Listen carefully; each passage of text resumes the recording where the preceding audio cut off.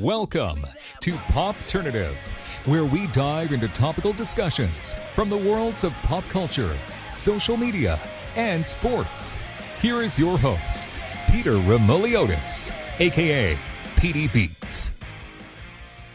PD Beats here from Popternative, speaking to JJ Nolan about Pretty Problems, which is going to be in theaters and everywhere you rent movies October 7th. Welcome to the show. Thank you so much for being here. Thank you for having me. It's pretty exciting.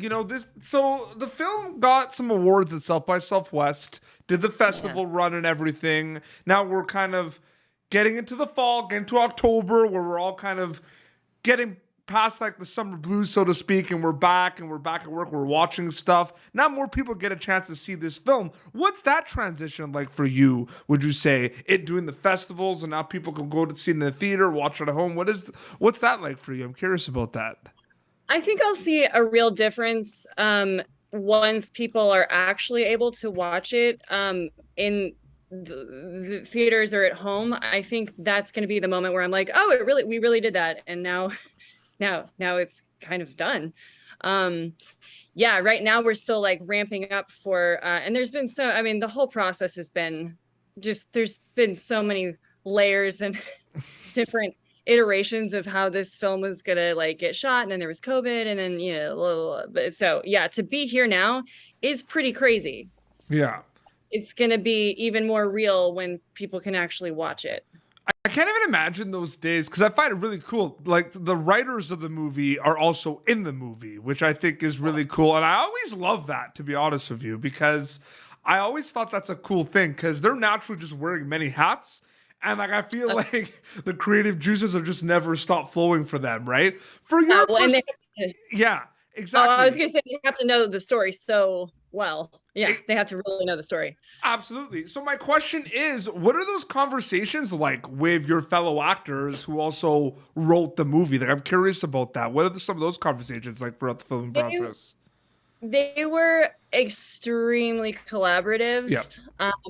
When there were ideas, they were always very open to receiving pitches, and they were extremely collaborative, and it was encouraged to say like, hey, I kind of feel like, what if we try a little bit of this, and there was kind of like throughout the process of shooting, there was like this just sort of like never ending deliberation over like characters and motivations, and because they're actors, they like so want to like get into it. So there was always a lot of conversation and a lot of collaboration around the story and the characters and how to get to where we want to get, how we want people to feel and receive things. So it was like a never ending process. It's cool. Obviously not like this, but I could only imagine like, oh, I've got to make some script changes. Okay. Oh my God, I got to go to hair and makeup because I'm shooting a scene. Like, it's definitely not like that, but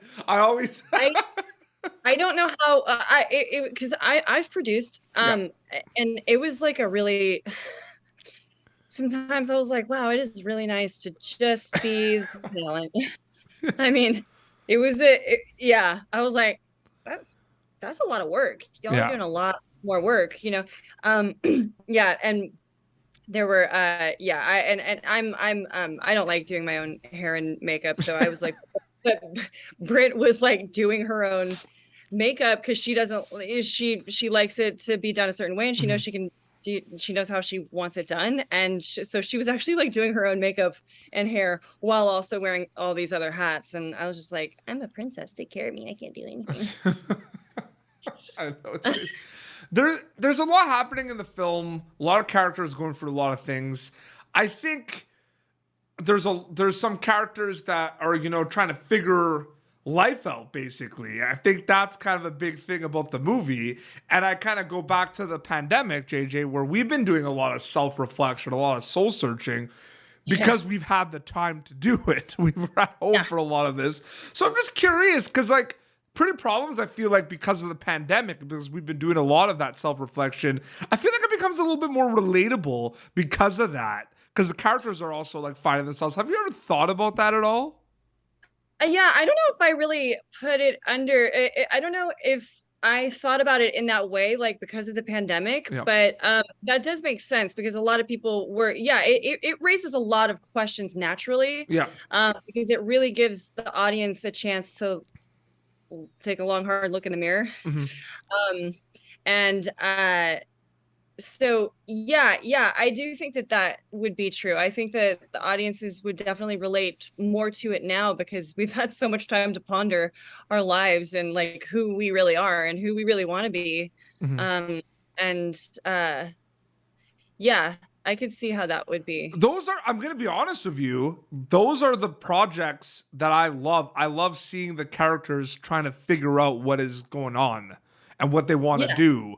Like, those are the ones that I'm leaning towards. There's so much content out there right now, right? So Even the characters who, like my character, she's not lost on paper, but she's deeply, deeply lost. I think that like, all of these characters are like, you're right. They're searching for like some deeper meaning or joy or happiness. And that was the thing we had to deal with a lot. And I think if that didn't cross your mind, what brings you joy in the pandemic, I don't think you did the pandemic right, or maybe you just have too many kids. Or just you just watched The Office too much, or like true crime you listen to true crime podcasts and you didn't do anything else. Because I feel like think about a career transition. I don't know if maybe you're untouchable. For you specifically, did you always look at comedy with a serious undertone lens? Because comedy, because a lot of my favorite sitcoms growing up, Boy Meets World, Family Matters, Full House, these were sitcoms, family, TGI Fridays stuff, absolutely. But you look back, it's like a lot of these characters were like, there were some serious issues that were touched on. They're like family sitcoms, right? And you're laughing, and then they're facing a lot of adversity and everything. So for you specifically, from kind of a storyteller perspective, because that's what JJ Nolan is, you're a storyteller.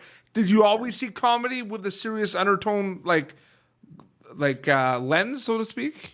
I think so. I mean, I like to keep things light, but like it's always coming from like a bit of darkness.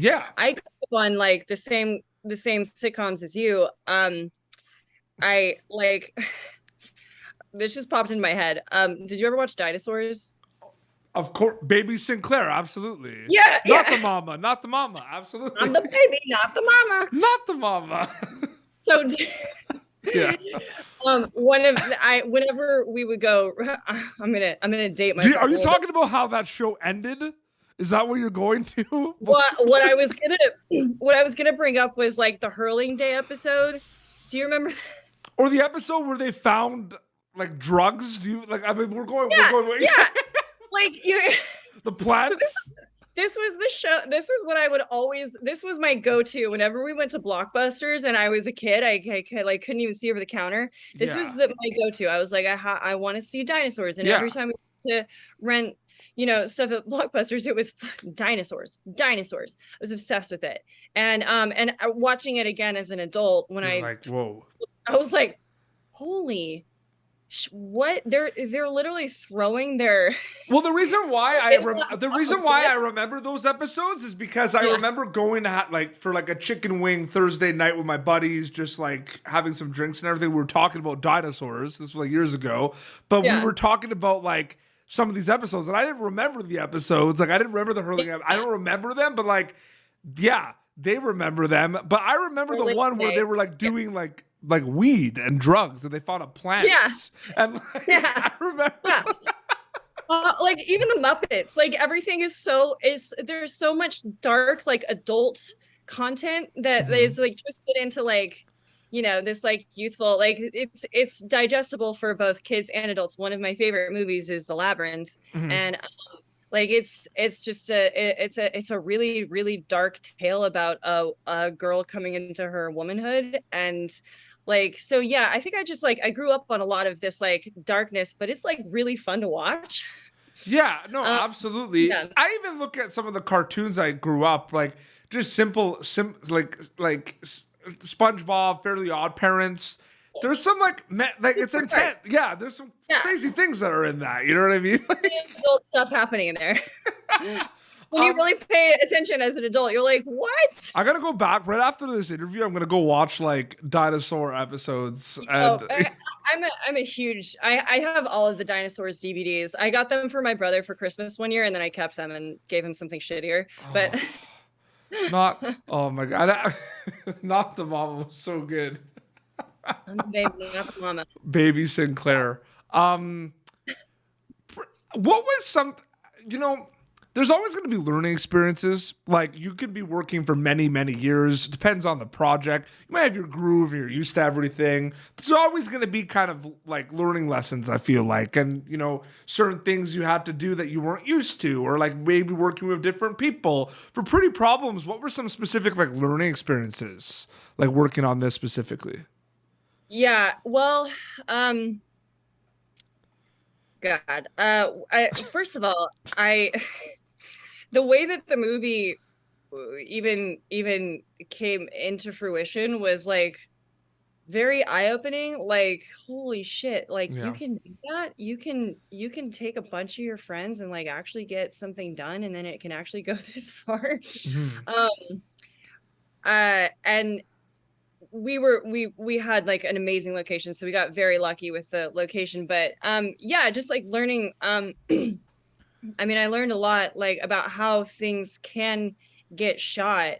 You know, we were lucky to have like some resources available to us, but like